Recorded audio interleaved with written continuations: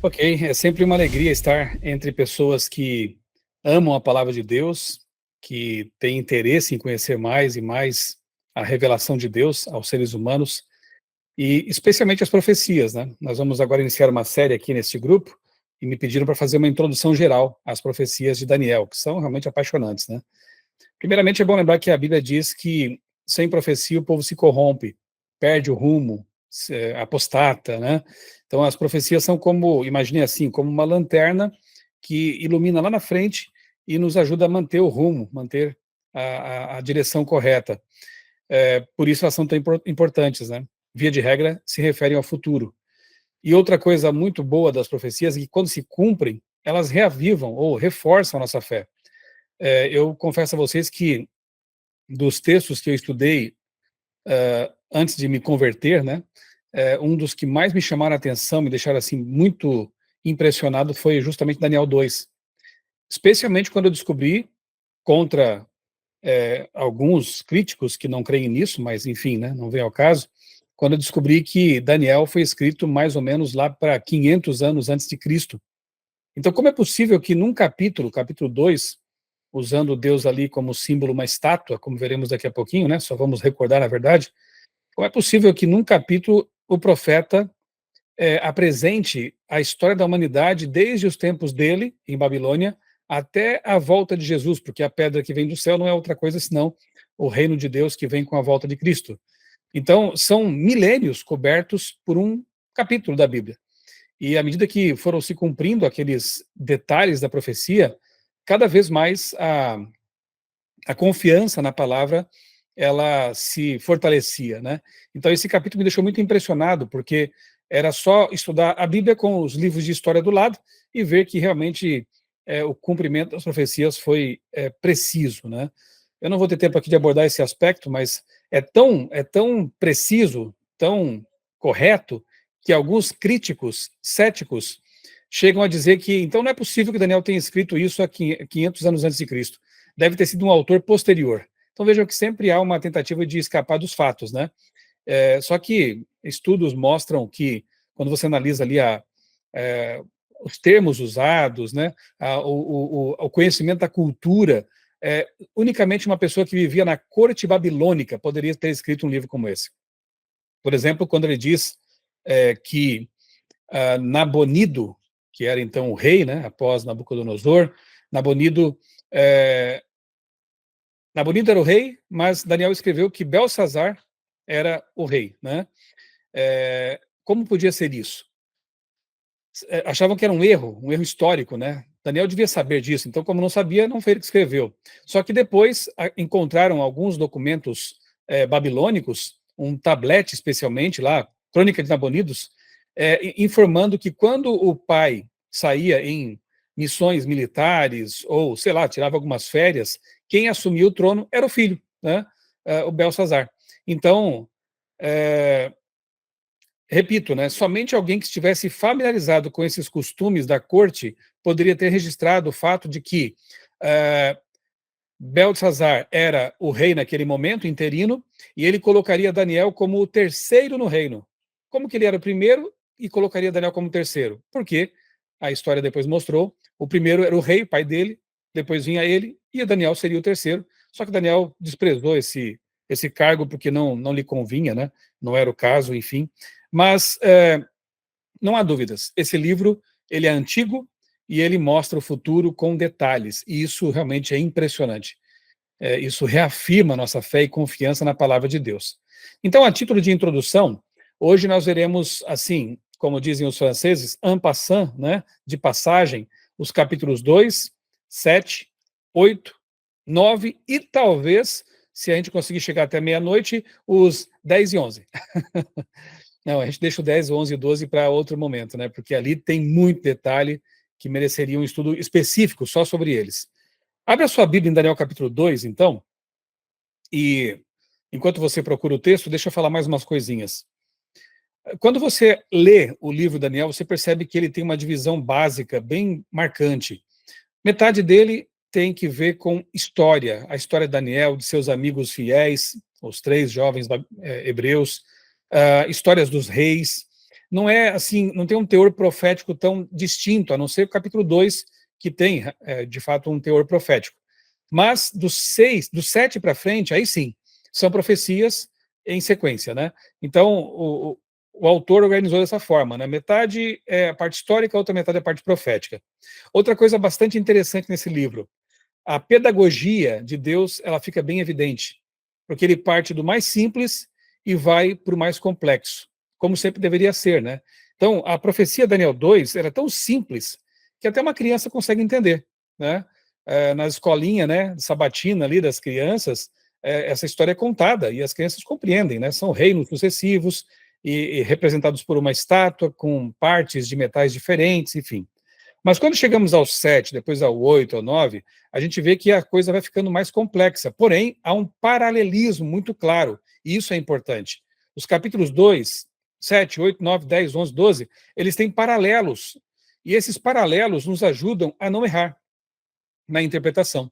Quando você percebe, por exemplo, que Daniel 2, ali na estátua, a cabeça de ouro é Babilônia, e lá em Daniel 7, o rei dos metais, né, digamos assim, o ouro, e Daniel 7, o rei dos animais, leão, é a cabeça, corresponde à cabeça de ouro, e também é Babilônia. Você vê, então, essas correspondências, isso ajuda você a se manter no rumo certo. Não interpretar o 2 de um jeito e o 7 de um jeito totalmente diferente, como alguns aí fazem, e eu costumo dizer que viajam na maionese profética, né? Então, é importante perceber esses paralelos para você entender que Deus vai construindo em cima dos fundamentos já lançados. Então, você tem o 2, que é bem simples, depois vem o 7, a mesma sequência de impérios, mas com mais detalhes, depois vem o 8, a mesma sequência de impérios com detalhes adicionais, e vem o 9, que explica o 8 na verdade. Essa pedagogia, essa didática de Deus é impressionante, né? Do simples para o mais complicado. Outra coisa interessante que aparece aqui no texto é, ainda falando sobre a didática de Deus, é o uso que ele faz da cultura, dos elementos da cultura para tornar a mensagem mais acessível. Por exemplo, no capítulo 2, a mensagem é para o rei Nabucodonosor. Deus usa uma estátua, certamente uma estátua que devia ter um design muito próprio daquele tempo, daquela cultura, de uma cidade que tinha muitas estátuas, porque tinha muitos templos a muitos deuses, Babilônia. Então Deus usa um elemento cultural identificado pelo rei, comum a ele, para que ele pudesse entender melhor a mensagem. Chega no capítulo 7, a gente vê ali uma mistura de animais impuros, digamos assim, né? Quando chegamos no capítulo 8, aí são animais puros, próprios do santuário, cordeiro, bode. E, de fato, o capítulo 8 começa a apontar para o santuário. Purificação do santuário, santuário no céu. É interessante isso, né? Deus ele usa os elementos mais compreensíveis possível para que o receptor da mensagem compreenda de forma adequada. A gente vê, por exemplo, Paulo lá no Areópago, né, em Atos 17, ele usa elementos da cultura também. Ele cita poetas gregos, ele fala das estátuas que havia na cidade, para criar uma conexão, para tornar a mensagem mais compreensível. Esse é o ponto. Então, Deus é um tremendo pedagogo, né?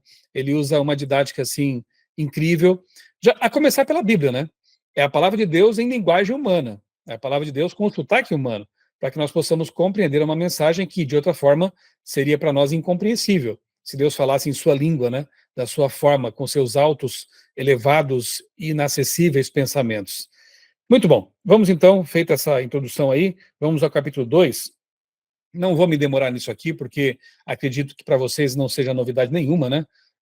Mas apenas relembrar que o rei Nabucodonosor, o grande rei Nabucodonosor do segundo Império Babilônico, né? Aquele que construiu o jardim suspenso da Babilônia, era um homem muito vaidoso, mas eu vou dar um spoiler aqui, ele se converte. É uma história muito bonita, né? Lá adiante você vê o rei escrevendo um capítulo do livro Daniel, né? Ele foi tocado pela... Certamente o contato por anos e anos com esse homem fiel aqui, Daniel, e também seus amigos, teve um impacto na vida dele, né? Mas enfim, nesse momento aqui ele não era ainda convertido, né? Era um rei pagão, de um império pagão, idólatra, e aí teve um sonho. Na verdade, o texto diz que Nabucodonosor estava pensando no futuro, preocupado com o futuro, e aí ele tem um sonho quando adormece, né? Então já começa mostrando para a gente que tem que ver com o futuro o assunto. Aí ele convoca ali os sábios, os feiticeiros, os astrólogos, encantadores, enfim, essa turma toda aí, né, os vizires do reino, para interpretar o sonho. E como você sabe, eles tentam ali tentam escapar da coisa, dizendo: Senhor, rei, conta para nós o sonho que daí a gente interpreta. O rei disse: olha, se vocês não me disserem o que eu sonhei, e ele fez um teste aí que realmente colocou o pessoal à prova, né? Se vocês não me disserem o que eu sonhei, como saberei que podem interpretar? Se não me disserem o que eu sonhei, vou matar todo mundo. Vou mandar matar todo mundo. Aí até o Daniel entraria nesse pacote de execuções, porque ele era um dos sábios, né? Mas em lugar de se desesperar, e aí é uma parte também bonita da história, ele convida seus amigos e vai orar, né? É o que temos que fazer também nós, os cristãos, quando algum assunto difícil aparecer na nossa vida, alguma provação, alguma doença, alguma situação complicada, antes de nos desesperarmos, ou até para não nos desesperarmos, vamos buscar a Deus, né? Vamos orar, vamos confiar no Criador do universo. Daniel fez isso. Ele foi orar, pediram então compreensão, e Deus deu a Daniel o mesmo sonho. Então, quando ele se apresenta diante do rei, interessante porque os magos, os astrólogos, tinham dito assim para o rei: Senhor, isso aí só os deuses poderiam revelar, mas eles não moram aqui com os homens. Olha só, desculpa em cima de desculpa, né? Aí quando Daniel chega perante o rei, ele fala assim: há um Deus no céu que revela mistérios, se revela aos seres criados. Olha a diferença do Deus de Daniel para os deuses dos babilônios, né? Eram deuses distantes, que não se envolviam. Já o Deus de Israel, que é o nosso Deus, ele se envolve, ele está perto, ele se revela e ele revela as coisas, né? E aí você conhece a história. Daniel, ele então descreve o sonho, né? Ele diz: olha, o que o rei sonhou foi, o que o rei viu no sonho foi uma grande estátua. Ela tinha cabeça de ouro, braços, peito de prata, ventre, coxas de cobre ou bronze, pernas de ferro e os pés, uma mistura estranha, na verdade immiscível, né? Não se mistura ferro com barro. E tu estavas olhando, ó rei, no teu sonho de noite, querendo compreender o futuro, e aí viste uma pedra que vinha do alto, sem mãos humanas, não tinha interferência humana, portanto vinha de uma forma sobrenatural. E essa pedra atingiu a estátua nos pés e fez com que toda ela se desmoronasse. Aí se a gente ficasse por aqui, poderíamos viajar bastante nessa história, né? O que será que representa essa estátua? O que será que representam esses metais? Mas uma das coisas impressionantes no livro de Daniel é que ele apresenta uma visão, um sonho, e depois ele mesmo interpreta. E que bom que é assim, porque não precisamos viajar, né? Aí veja, o próprio Daniel, ele diz ao rei: olha, tu, ó rei, és a cabeça de ouro. Babilônia, portanto, e o rei que a representava era a cabeça de ouro. Depois de ti, e agora Daniel se coloca em risco, né, porque naquele tempo uma saudação muito comum era: ó rei, vive para sempre. Ninguém teria coragem de se apresentar diante de um imperador e dizer: ó, o teu reino vai passar, viu? Vai passar para outro reino aí, outro povo. Ninguém diria isso, não teria coragem, mas Daniel não estava ali para fazer média. Daniel estava ali para falar a verdade. Então ele diz: depois de ti se levantará um outro reino, não tão forte, poderoso, esplendoroso, mas vai dominar o mundo. Interessante que são dois braços, né? E quem vem depois de Babilônia? É só pegar o livro de história. Medos e persas. Uma junção de dois povos, compondo aí o Império Medo-Persa. E, de fato, foi aquele que derrotou Babilônia naquela batalha memorável, né, em que estavam ali os babilônios bebendo, fazendo festa, desprevenidos, e aí os Medo-Persas entram, desviaram o rio Eufrates, o rio passava por baixo dos muros da cidade de Babilônia, e aí entraram pelo leito seco do rio e dominaram a cidade praticamente sem batalhas. Conquistaram Babilônia e se tornaram o próximo império mundial. Mas não duraria para sempre, porque Daniel diz: depois dele virá outro reino. E se você for à história, vai perceber que quem conquistou a Medo-Pérsia, dominou o mundo depois dela, foi a Grécia, ou o Império Greco-Macedônico, né, de Alexandre o Grande, o grande conquistador, né, que com aí 30 anos já dominava praticamente um pedação do mundo, né? Mas não ficou por isso. Chegaria ainda a um quarto reino. E esse, ele é mais extenso, até porque as pernas são mais longas, né? É o metal ferro. E quem vem depois da Grécia? Roma. O império que, inclusive, usou espadas de ferro contra as espadas de bronze do Império de Alexandre e suas tropas, né? Então, Roma dominou o mundo, o Império Romano se alastrou bastante, foi durante esse império que Jesus nasceu e morreu, e tudo isso. Qual seria, então, o quinto império? Não tem isso na profecia, porque na profecia o quarto império se fragmenta, e aí nós temos um reino dividido. E é interessante porque a profecia diz aqui que, assim como os pés da estátua eram de uma mistura em parte forte, porque tinha ferro, em parte fraca, porque tinha barro, assim também seria essa configuração mundial após a decadência do Império Romano. E até hoje, né, nós temos ali países fortes, como a Alemanha, como a Inglaterra, mas temos países que estão praticamente quebrados, né, como a Grécia, outros não tão fortes, como Portugal, exatamente como previsto na profecia. Ou seja, os pés da estátua são a Europa. E interessante que foram 10 tribos bárbaras que inicialmente iniciaram o processo de fusão ali com o Império Romano decadente para formar a Europa, né? São ali será que eu vou lembrar de todos? Os Érulos, os Vândalos, Ostrogodos, os Francos, Burgúndios, Suevos e por aí vai. Os Ângulos, né? E aqueles que formaram, então, as nações que vieram a compor a Europa. Também é dito que essa mistura eles tentaram promover essa mistura com casamentos, né, por semente humana. E é interessante que na história ali dos reinos que surgiram da queda do Império Romano, alguns reis tentavam casar suas filhas ou filhos com o filho ou a filha de outro reinado para tentar unir ali o império mais uma vez, mas não conseguiram. Barro e ferro não se misturam. Depois surgiram alguns megalomaníacos, né, como Napoleão, um dos Kaisers lá daquilo que veio a ser chamado de Rússia, o próprio Hitler, né, tentaram reunificar a Europa, criar aí um novo Reich, não conseguiram. Por quê? Porque batalharam contra a profecia. A profecia diz que a Europa nunca mais vai se unificar politicamente. Tentaram até fazer aí uma união econômica, né, a zona do euro, mas não deu muito certo. Até a Inglaterra caiu fora depois de um tempo, né? Então eles tentam, mas continuam limitados por fronteiras. E vai ser assim até o fim, né? Até que a pedra venha. E a pedra? Bom, nós temos vários textos que dizem que Jesus é a rocha, é a pedra angular.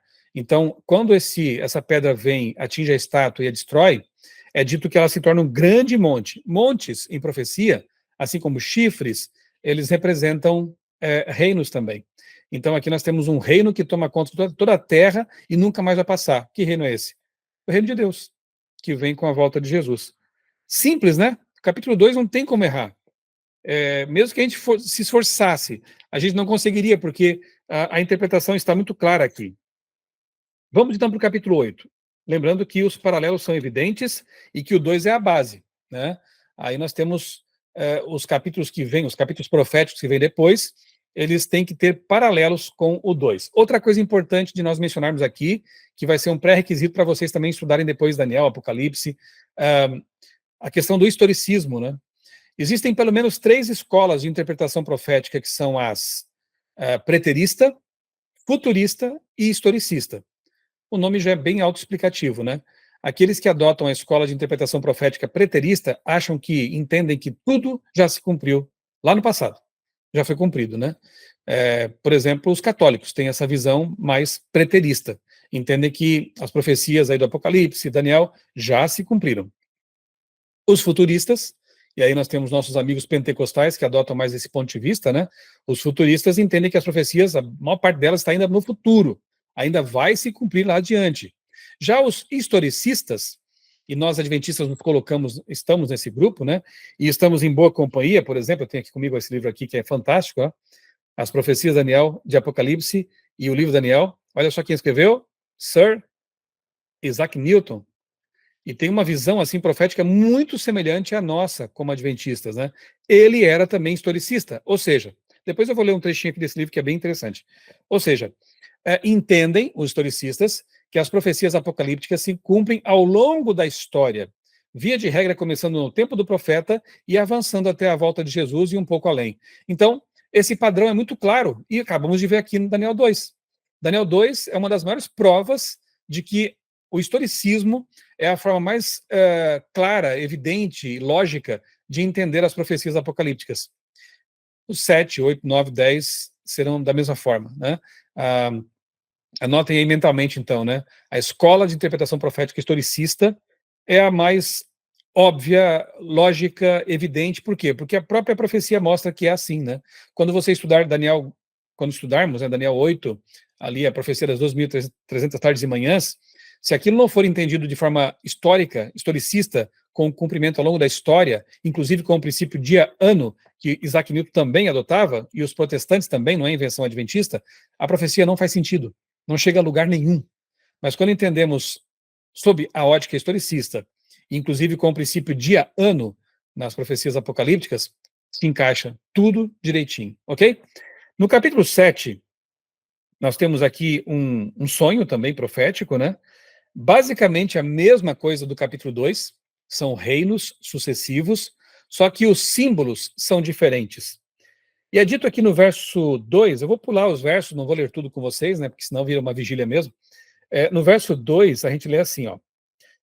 Eu estava olhando durante a minha visão da noite, e eis que os 4 ventos do céu agitavam o grande mar.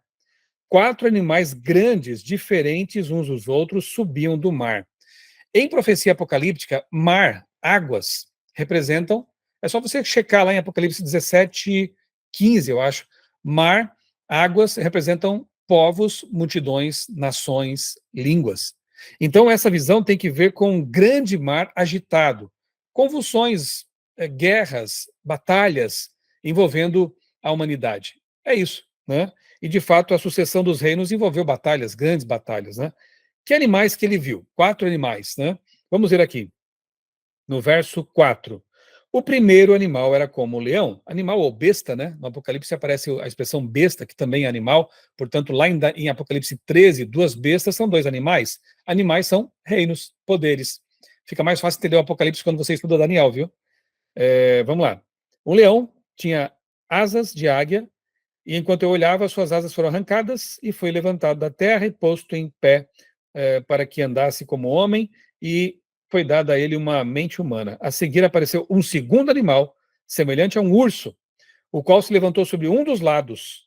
Na boca, entre os dentes, trazia 3 costelas. Olha que interessante. Quando você observa, pesquisa esculturas da antiga Babilônia, você vê que eles de fato esculpiam leões alados, colocavam na porta dos palácios, era comum esse tipo de escultura por lá. Lembra que eu falei? Deus usa elementos da cultura, né? Então, Babilônia era muito bem representada aqui simbolicamente por um leão com asas. Só que esse leão depois cai, as asas são arrancadas, ele perde o poder. Aí surge um cenário, um urso. E um dos lados maior, mais forte que o outro. Até isso é interessante, porque embora fosse uma união de etnias aí, né, de reinos, medos e persas, os persas eram mais fortes que os medos. Um lado mais forte que o outro. 3 costelas na boca. Interessante que, para se estabelecer como império, os medo-persas derrotaram Babilônia, Lídia e Egito. Olha que interessante, as 3 costelas na boca do urso. Os detalhes são impressionantes, né? Mas a profecia avança aqui, ó. No verso 6, depois disto, continuei olhando, e eis que apareceu um outro animal, semelhante a um leopardo. Tinha nas costas 4 asas de ave. Esse animal tinha também 4 cabeças, e foi-lhe dado domínio. Leopardo. Bom, se nós olharmos para a estátua, aqui já estamos na parte do cobre, né, da Grécia. E é interessante porque aqui no capítulo 7, esse animal tem 4 cabeças, e quando Alexandre o Grande morreu, no 8 nós veremos isso de novo, guarde aí a informação, quando Alexandre o Grande morreu, o reino dele foi dividido em 4 partes, 4 cabeças. 4 asas, e leopardo representa velocidade, o leopardo já é um animal super rápido, com 4 asas ainda, e de fato, né, como eu disse a vocês, com mais ou menos 30 anos, Alexandre já tinha conquistado o mundo. As conquistas de Alexandre foram muito rápidas, mas depois o reino é dividido, 4 cabeças.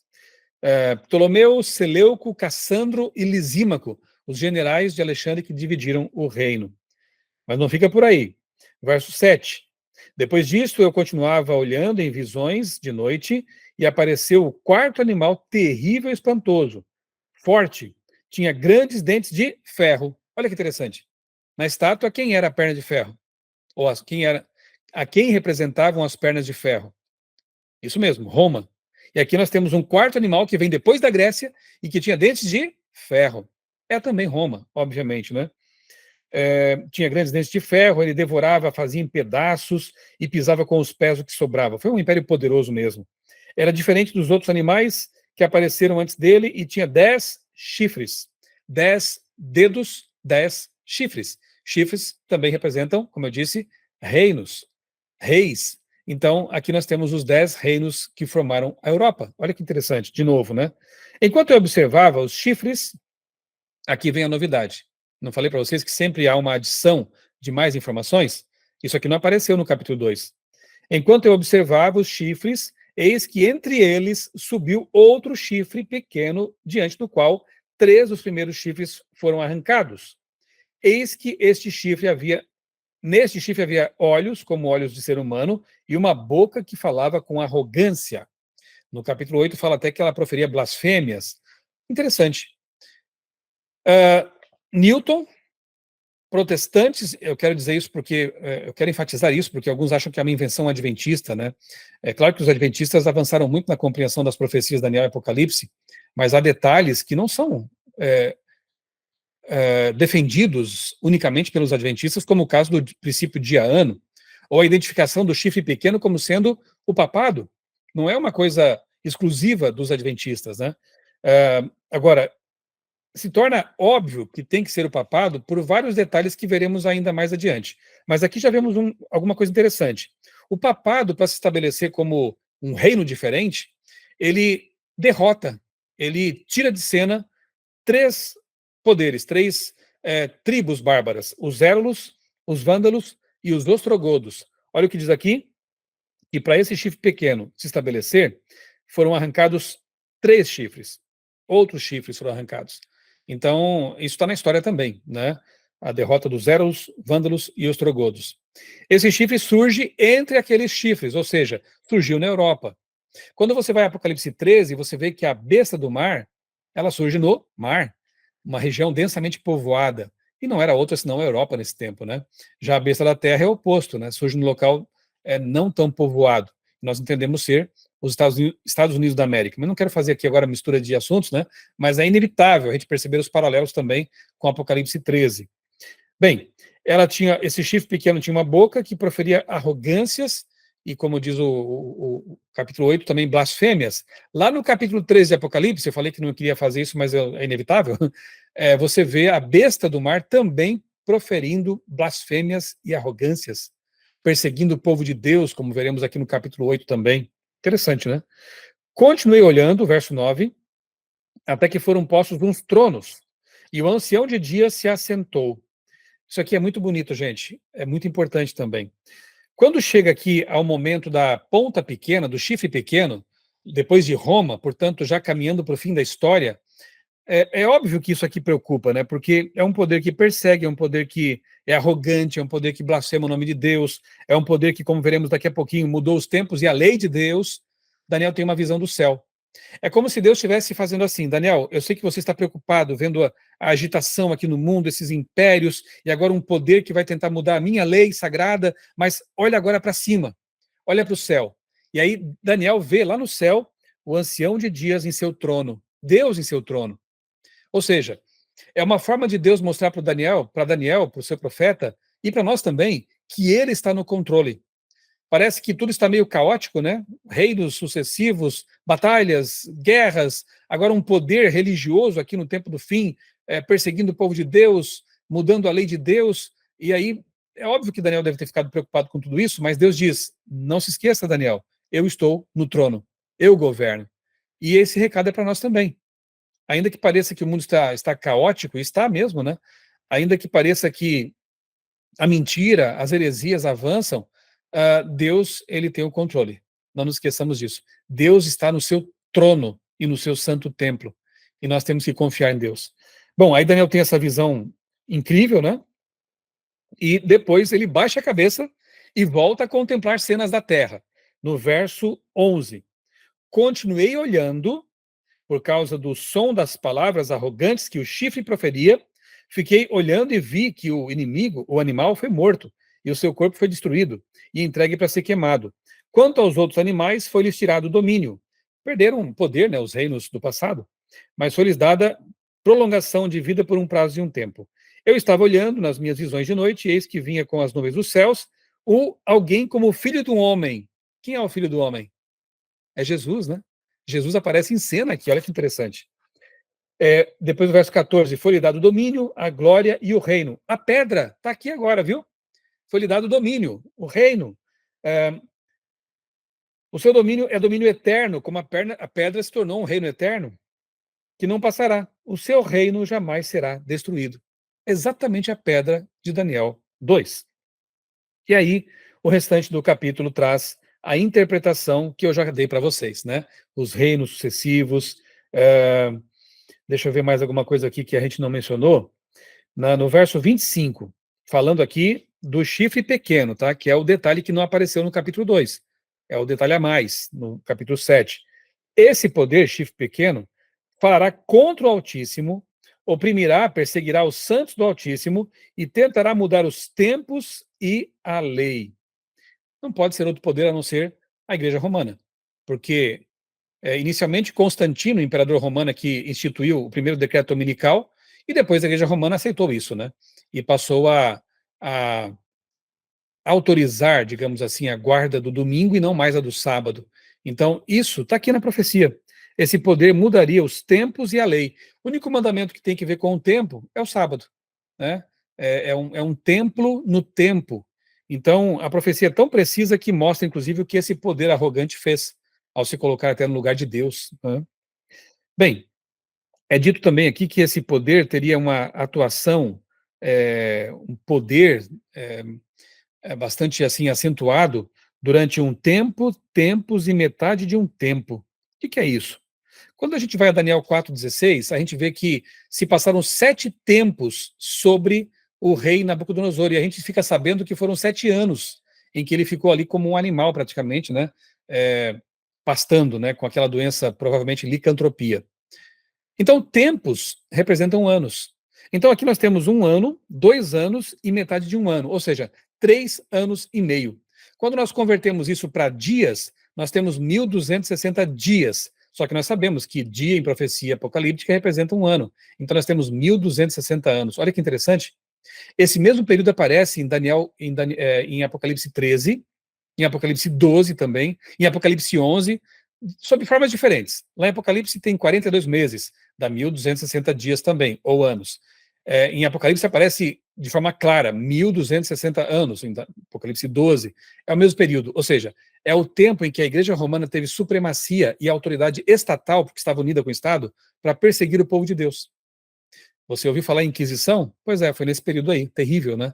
De 538, quando o imperador autorizou a Igreja Romana, deu poderes praticamente de Estado à Igreja Romana para que ela pudesse perseguir, prender e até matar os hereges, os que não concordavam com suas determinações, enfim. E esse período finda, então, 538, com o Edito de Justiniano. Somando 1.260 anos, vai até 1798, que é justamente o ano em que o Papa Pio VI é preso pelo general Berthier, e assim parecia que a Igreja Romana teria fim. Os bispos se tornaram reclusos, o Papa morre na cadeia, morre na prisão, e ali parecia um golpe mortal, realmente, como diz Apocalipse 13. Mas o mesmo Apocalipse 13 diz que essa ferida mortal seria curada, e a terra ficaria maravilhada com a cura da besta, ou da ponta pequena, né? Então veja como a profecia é precisa, inclusive, ao datar o período em que a ponta pequena barra chifre pequeno barra besta do mar teria atuação terrível sobre a Terra. 1.260 anos de supremacia papal. Bem, aí chegamos no capítulo 8, e no capítulo 8, Daniel já omite Babilônia. Por quê? Porque ele estava vivendo aqui sob o reinado da Medopérsia, né? Já era um Dario, ali, o governante, enfim. Então, para que mencionar aquilo que passou? Daniel começa, então, com um animal, são 2 animais também, aqui, né? 2 animais, e a ponta pequena volta aqui no capítulo 8, são um carneiro com 2 chifres e um bode com um chifre no meio da testa. Não existe bode unicórnio, né? Então, obviamente que é um símbolo. E animais do templo, agora sim, não são animais imundos, não são quimeras, mesclas de animais diferentes, com asas, animais que não têm asas, são animais que eram usados no templo, porque Deus quer chamar a atenção do profeta para o assunto do santuário.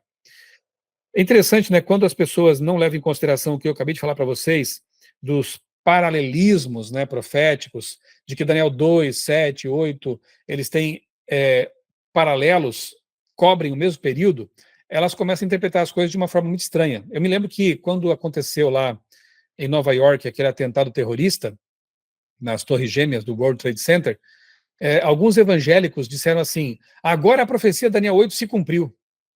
Eu pensei, mas como assim, né? A profecia de Daniel 8 se cumpriu com o atentado terrorista nas Torres Gêmeas. Aí eu fui pesquisar para entender o que eles estavam dizendo, né? E a interpretação era a seguinte, ó. O carneiro com 2 chifres representam as 2 torres. O bode que vem voando, olha aí, voando, como o leopardo também voava, né, com 4 asas. O bode que vem voando, ele quebra as 2 torres, então esse bode são os terroristas lá da Bin Laden, aquela turma lá. Nada a ver, né, gente? É aquilo que eu falei, uma viagem na maionese profética, né?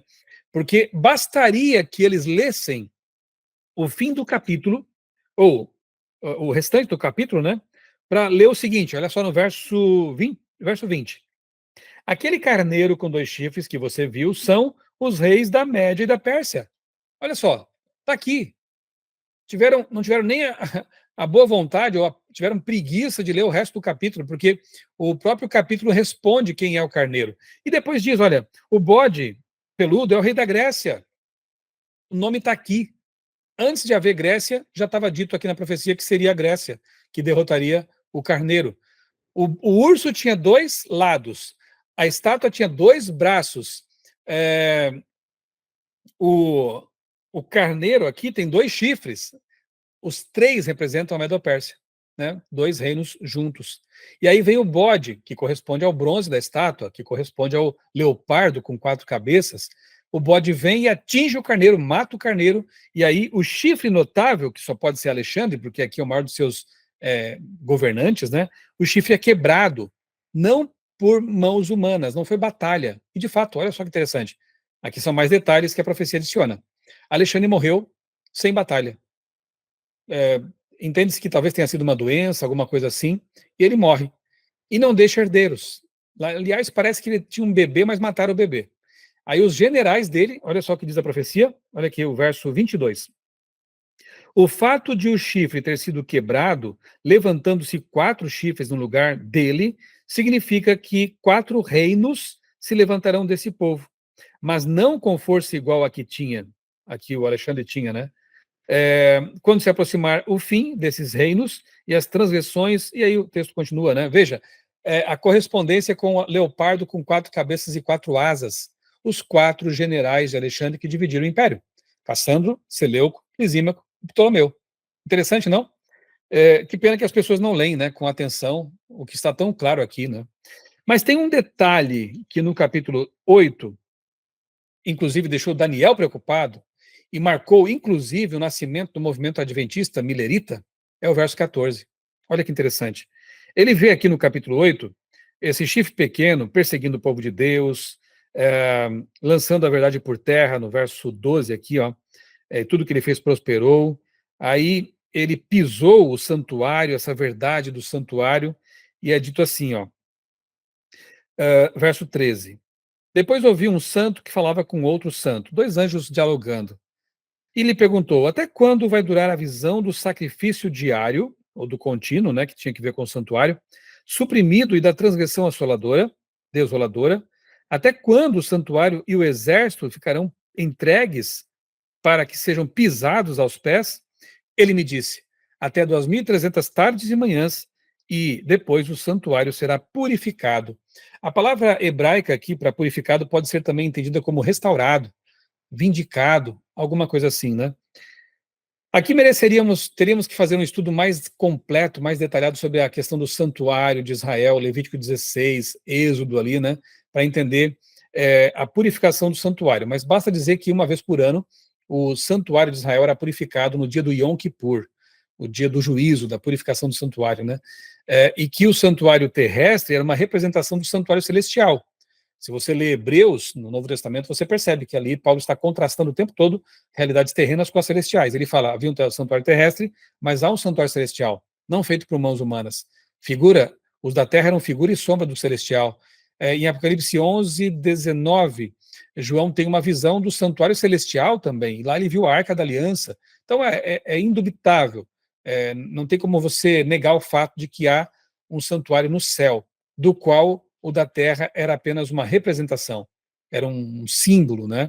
Embora fosse construído com base no modelo que Deus mostrou para Moisés. Bem, após 2.300 tardes e manhãs, o santuário seria purificado.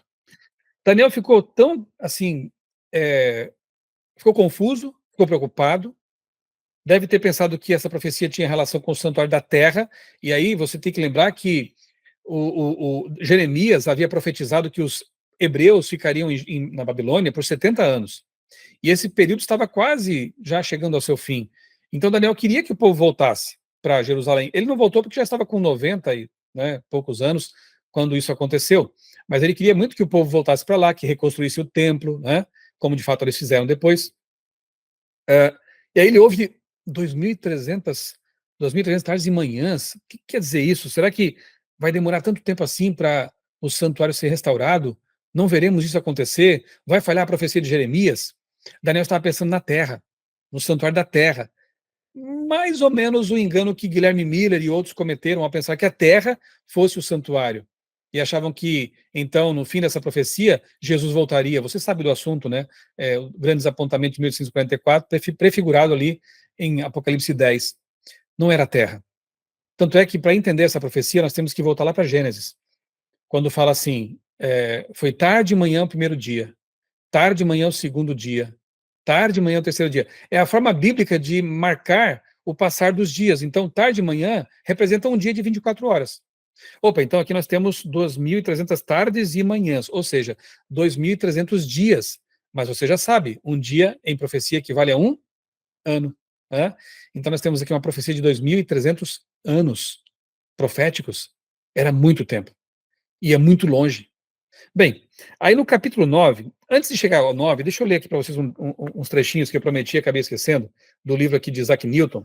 Olha o que ele diz aqui na página 26. Deixa stand-by aí o assunto do santuário de Daniel 8, tá? Na página 26, lembrando que esse livro aqui foi publicado em 1733, tá? Mais de um século antes do desapontamento que deu origem ao movimento adventista. Olha que interessante. Isaac Newton, grande físico, filósofo, matemático inglês, um dos maiores cientistas de todos os tempos, disse o seguinte: a autoridade dos imperadores, reis e príncipes é humana. A autoridade dos concílios, sínodos, bispos e presbíteros é humana. Mas a autoridade dos profetas é divina e compreende toda a religião. Quem disse que um cientista não pode crer em Deus e na Bíblia, né? Newton é um desses. O nome do livro está aqui, ó. As Profecias do Apocalipse e o Livro de Daniel. Ok? E aqui mais abaixo ele diz assim, a predição de coisas futuras refere-se à situação da igreja em todas as épocas. Entre os velhos profetas, Daniel é o mais específico na questão de datas e o mais fácil de ser entendido. Por isso, no que diz respeito aos últimos tempos, deve ser tomado como a chave para os demais. Olha que genial!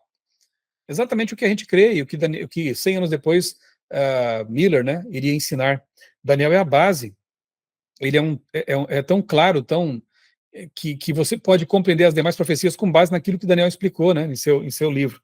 E aí, aqui na página 99, eu acho que é importante eu mencionar isso, embora seja um detalhe que aparentemente seja insignificante, mas não é, para tentar escapar da constatação de que a ponta pequena é Roma, a igreja romana, né, alguns tentam achar outros candidatos à ponta pequena.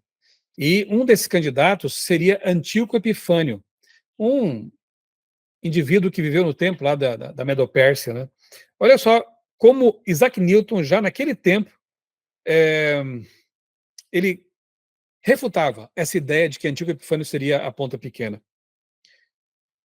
Tem um detalhe aqui também que eu acho muito bonito, quer ver? Ó? No fim da Guerra Judaica, quando os judeus foram banidos do seu país, ou a partir de algum outro período que o tempo descobrirá. Mal sabia Newton que 100 e poucos anos depois, alguns descobririam, né, as profecias aqui ele se refere. Mas aqui com relação a Antíoco. Alguns acham que esse chifre representa Antíoco Epífanes, ou Epifânio, mas não com muito acerto. O chifre de uma besta nunca representa uma única pessoa. Representa sempre um novo reino, e o reino de Antíoco era velho. Antíoco reinou sobre um dos quatro chifres, e o pequeno chifre era um quinto que tinha os próprios reis. Esse chifre era pequeno, mas depois cresceu até ficar muito grande, o que não foi o caso de Antíoco. É dito até que se tornou maior do que os outros, e o que não aconteceu com esse monarca. Seu reino era fraco e tributário dos romanos, e ele não o ampliou. O chifre era um rei de olhar arrogante e prosperará em suas empresas. Nilton está citando aqui agora, Daniel. Arruinando os poderosos e o próprio povo dos santos, isto é, que prosperava em sua prática contra o povo eleito. Mas Antíoco foi enxotado do Egito por uma simples mensagem dos romanos e logo depois derrotado e desfeito pelos judeus. O chifre era forte graças ao seu poder de outro, mas Antíoco agia por conta própria. O chifre se ergueu contra o príncipe do exército do Senhor, dos céus, o príncipe dos príncipes, o que caracteriza o anticristo, e não Antíoco. O chifre derrubou o santuário, coisa que Antíoco não fez. Ele o deixou de pé. O santuário e o exército foram calcados aos pés durante 2.300 dias, ou anos, como já vimos, mas nas profecias de Daniel, os dias representam anos. Olha só, o próprio Newton tinha essa noção, né, de que dias valem anos nas profecias apocalípticas. E no reinado de Antíoco, a profanação do templo não durou tantos dias naturais. Deveria durar até o fim, o chifre pequeno, né? Até o extremo da indignação contra os judeus, e essa indignação ainda não chegara ao fim. Deveria durar enquanto o santuário derrubado não fosse purificado, o santuário ainda não fora purificado. É incrível, né? Como alguém vivendo lá no século XVI, um livro publicado ali tão atrás, já tinha uma compreensão tão mais clara do que alguns teólogos de hoje, evangélicos, que não conseguem ver essa realidade. Um outro detalhe importante, quando Jesus, no tempo dele, quando esteve na Terra, se referiu a esse abominável da desolação, a esse poder terrível, ele disse, quando vocês virem, quando vier, Jesus mostrou que estava no futuro. Antíoco era passado para Jesus. Então não há como você aplicar para um poder anterior aquilo que só se encaixa quando você entende que é realmente Roma. E Roma sua fase imperial e depois a sua fase religiosa, a Igreja Romana. Ok? Voltando ao capítulo 9, que foi dado aqui mais de 10 anos depois. Isso também é importante, né, nós lembrarmos, né, sabermos. Muitas vezes parece que as coisas vêm assim de mão beijada, rapidamente, para os profetas, para os patriarcas, para os heróis da Bíblia, né? Daniel teve que esperar mais de 10 anos pela revelação da profecia que o deixou confuso lá no capítulo 8. O que ele não entendeu no capítulo 8? Não entendeu a respeito do bode, do carneiro? Não tinha como não entender, porque o nome estava lá, revelado. O único detalhe que ficou por ser compreendido era o verso 14. Até 2.300 tardes e manhãs, e que santuário é aquele que seria purificado? Isso que Daniel não entendeu. E foi isso que o anjo Gabriel veio para revelar no capítulo 9, mais de 10 anos depois. Daniel estudou ali, certamente, a Bíblia que ele tinha à disposição dele, pediu compreensão a Deus, e um bom tempo depois ela veio. E aí, nós teríamos que realmente ter mais uma aula aqui só para entender a avalanche de informações que o anjo dá para Daniel. A boa parte aqui do capítulo 9 é a oração intercessória de Daniel, né, pedindo que Deus perdoasse seu povo. Os 70 anos estavam acabando, né, e Daniel queria que o povo voltasse para Jerusalém, enfim, para sua terra. E aí, a parte final do capítulo 9 é a resposta do anjo à questão que tinha ficado em aberto no capítulo 8. Lembra que eu falei? Cada capítulo traz informações a mais, fica mais complexo, né? É a didática de Deus. Eu vou ler aqui, de uma vez, rapidamente aqui, os versos 24 até o 27. E vamos ver se vocês pegam aqui todos os detalhes que são fornecidos pelo anjo Gabriel. Primeiramente, ele fala assim, ó, no verso 23, na parte final, né? Preste atenção à mensagem e entenda a visão. Quando o anjo fala isso, é porque realmente vem coisa mais complicada aí para entender, né? Então, presta atenção e entende, tá? 24. 70 semanas estão determinadas para o teu povo, para o seu povo judeu, né? E para a sua santa cidade, para acabar com a transgressão, para dar fim aos pecados, para expiar a iniquidade, para trazer a justiça eterna, para selar a visão e a profecia, e para ungir o santo dos santos. Saiba e entenda isto, desde a saída da ordem para edificar e para restaurar e para edificar Jerusalém, até a vinda do ungido, o príncipe, que é Jesus, haverá 7 semanas e 62 semanas. As ruas e as muralhas serão reconstruídas, mas será um tempo de muita angústia. Depois das 62 semanas, o ungido será morto. Olha que interessante. A morte de Jesus aqui. E não terá nada. O povo de um príncipe que há de vir, agora já é um outro príncipe que vai destruir a cidade, né? Esse a gente entende que foi Tito, o general romano que destruiu Jerusalém no ano 70. Então, o príncipe que destruirá a cidade e o santuário. O seu fim virá como uma inundação. Até o fim haverá guerra. Até hoje tem guerra lá, né?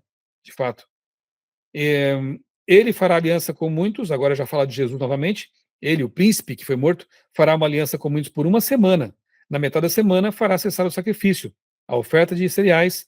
Sobre a asa das abominações virá aquele que causa a desolação, até que a destruição que está determinada seja derramada sobre ele.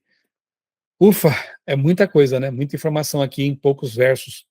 Mas, resumindo, né? Nós temos aqui um período de 2.300 anos, já vimos. Para saber quando esse período termina, dando então início ao juízo de Deus, ao Yom Kippur do Santuário Celestial, a restauração da verdade do santuário, para saber quando esse período de 2.300 anos termina, nós temos que saber quando ele começa. E era isso que Daniel não tinha informações suficientes para entender essa visão. Aí o anjo vem e diz, agora você tem que entender, saiba e entenda. Desde a saída da ordem para reedificar Jerusalém, restaurar Jerusalém, até o ungido príncipe, aí ele fala, 7 semanas, 62 semanas, enfim. Então nós entendemos que o marco inicial da profecia é o momento em que há uma autorização para a reconstrução de Jerusalém do templo. E isso foi em 457, com o decreto de Artaxerxes. Está lá em Esdras e está também nos livros de história. Então, 457 a.C. Se nós adicionarmos 2.300 anos a 457 a.C., levando em conta que não existe o ano zero, porque Jesus nasce no ano 1, né? Avançamos pela história e chegamos até 1844. Olha que interessante. Então, quando o santuário seria purificado? Quando essa verdade seria restaurada? Em 1844, que foi o ano do desapontamento, porque eles compreenderam de forma equivocada o evento, não a data. Miller, seus amigos, né, os milleritas, calcularam corretamente a data, mas não tinham entendido ainda que havia um santuário no céu. Pensavam que a Terra era o santuário, e que assim, 1844, 22 de outubro, seria a volta de Jesus. Passaram por um desapontamento amargo por justamente entenderem errado o evento. Bem, então nós temos aqui algumas informações que servem como uma confirmação da profecia. Ele diz aqui, para selar a visão, com o quê? Dos 2.300 anos, 490 anos, né, 70 semanas, 7 vezes 70, 490 dias, anos, portanto. Dos 2.300, 490 anos estavam separados, cortados, a palavra hebraica é hatak, retirados, cortados, separados, para ter um cumprimento específico para o povo judeu, o povo de Daniel. De fato, foi o tempo de graça que Deus concedeu aos judeus para receberem o Messias. Eu tenho dito que se um judeu de coração aberto e sincero estudar com oração esses capítulos 8 e 9 de Daniel, ele vai encontrar o Messias. Porque ali diz que, findo esse período, quase no fim desse período, faltando uma semana profética para acabar esse período de 490 anos, o Messias, ele seria ungido. E de fato, né, 483 anos depois do decreto de Artaxerxes, Jesus é batizado, no ano 27 da era cristã. Aí diz que resta uma semana profética para acabar os 490 anos. No meio dessa semana, o Messias seria morto, seria cortado, o ungido príncipe seria morto. Exatamente 3 anos e meio após o batismo dele, Jesus é morto na cruz, no ano 31. E os outros 3 anos e meio que faltavam para fechar os 490 anos que estavam reservados, né, para cumprimento específico para Israel.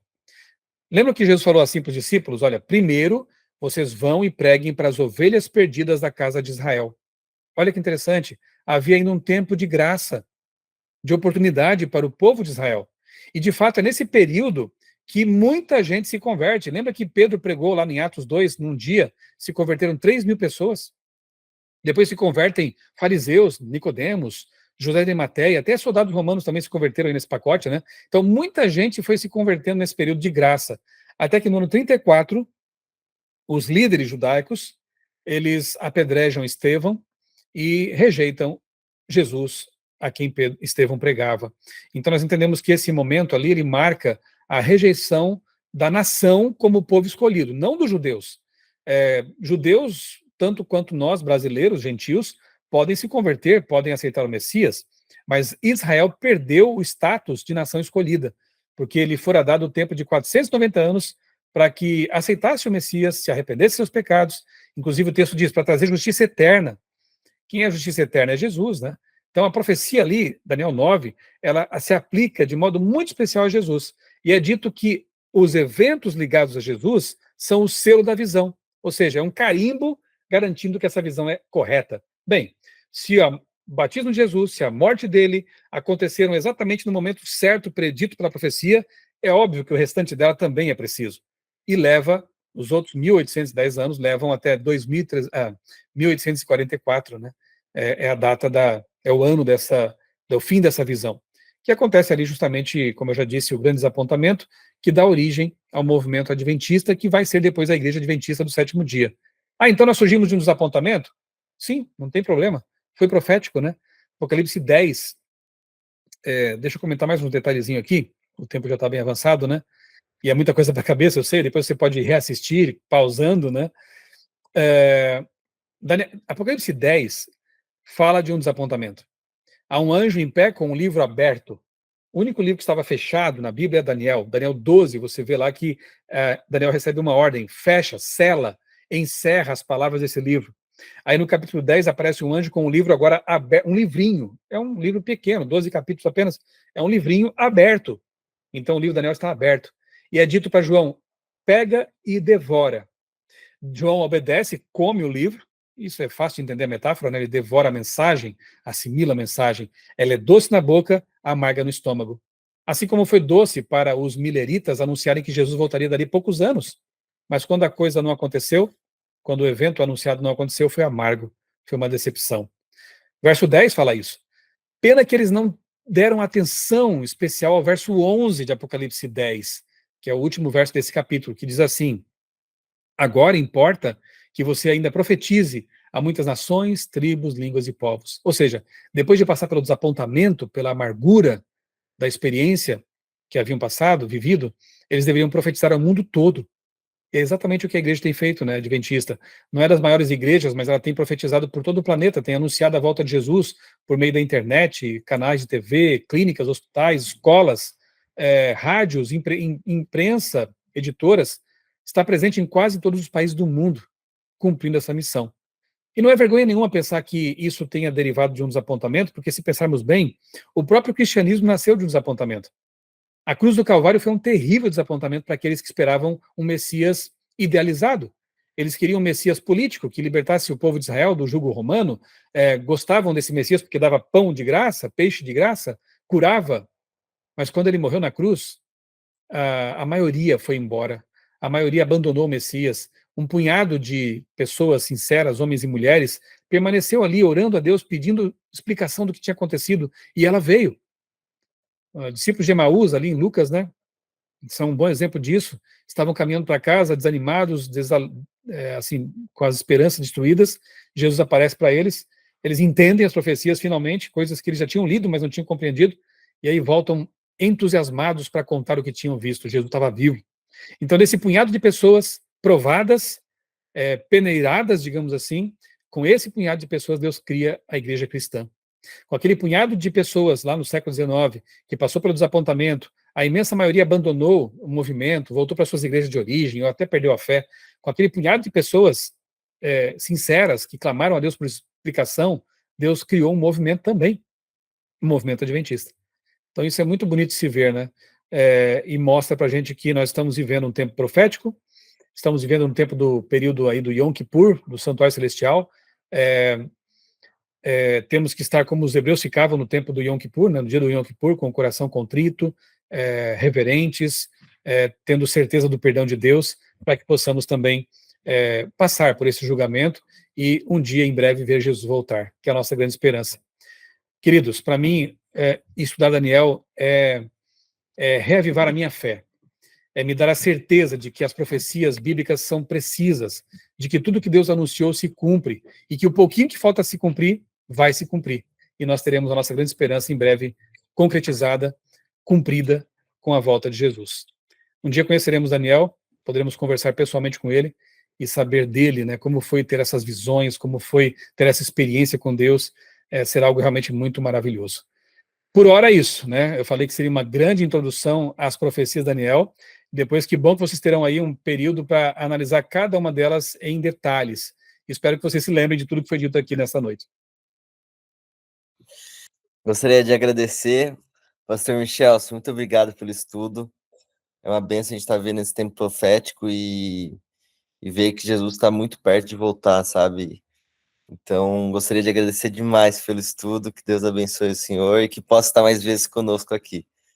Amém. Gostaria de pedir para você fazer oração, por favor, para a gente estar encerrando nosso estudo. Vamos orar, então? Querido Deus, bondoso Pai, nosso Criador, obrigado, Senhor, pelas profecias bíblicas que nos mostram um caminho seguro, que não nos deixam nos corromper por atalhos incertos, pelos enganos de Satanás. Elas iluminam nosso caminho e nos mostram que a tua palavra é perfeita e precisa. Pouco falta se cumprir, e nós entendemos que se tudo mais já se cumpriu, aquilo que falta também vai se cumprir, e basicamente é a volta de Jesus. A pedra que vai se estabelecer, o reino eterno que nunca mais passará. Ajuda-nos a estar preparados para esse grande momento, para ser cidadãos do teu reino. Nós oramos pedindo isso, agradecidos por tudo, em nome do Senhor Jesus. Amém. Amém. Amém. Boa noite, pessoal. Boa noite, obrigado. Fiquem com Deus.